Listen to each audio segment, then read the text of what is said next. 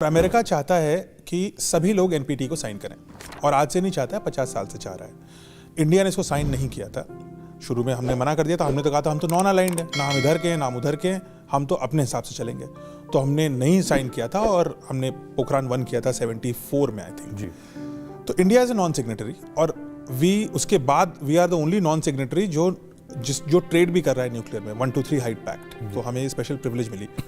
लेकिन अमेरिका और इनफैक्ट सारी महाशक्तियां ये चाहती हैं कि कोई भी और शक्ति न्यूक्लियर बम ना बना पाए, पीसफुल न्यूक्लियर करे, बम ना बनाए। पार्ट ऑफ द रीज़न ये है कि कंट्रोल करना मुश्किल हो जाएगा हर देश को। अब ईरान के पास न्यूक्लियर वेपन आएगा, अनस्टेबल कंट्री है, तो कहाँ जाएगा न्यूक्लियर वेपन पता नहीं है। लेकिन पार्ट ऑफ द रीज़न ये भी है कि इससे अपनी शक्ति दूसरों को देंगे नहीं। मेरे पास हथियार रहेगा, आपके पास नहीं रहेगा, तो मैं शक्तिशाली रहूँगा।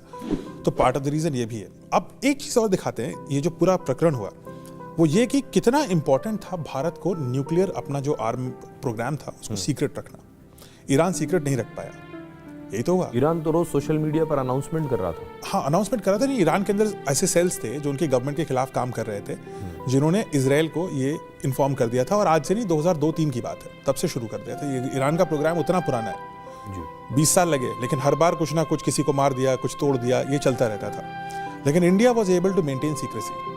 और इंडिया की वो सीक्रेसी, क्यों डॉक्टर कलाम मेजर पृथ्वी बन के घूम रहे थे, क्यों हम डेजर्ट में साइंटिस्ट को आर्मी की यूनिफॉर्म पहना रहे थे और सब कुछ एकदम अंडरग्राउंड चल रहा था, किसी को पता नहीं चल रहा था हो क्या रहा है, सैटेलाइट से ये बच रहे थे।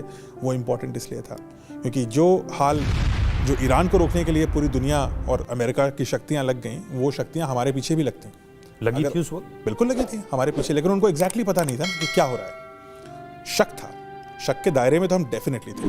अच्छा। कुछ समझ में आ रहा था, वो तो हर बार समझ में आता है, लेकिन एग्जैक्टली नहीं पता था कि क्या हो रहा है, कितना हो रहा है।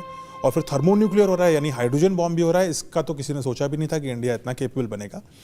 लेकिन कुछ तो आइडिया था। लेकिन चूंकि हम लोग वो सारे प्रिकॉशंस ले रहे थे उनको कंफ्यूज रखने के, so we were able to evade that. Pakistan को ये प्रॉब्लम नहीं थी।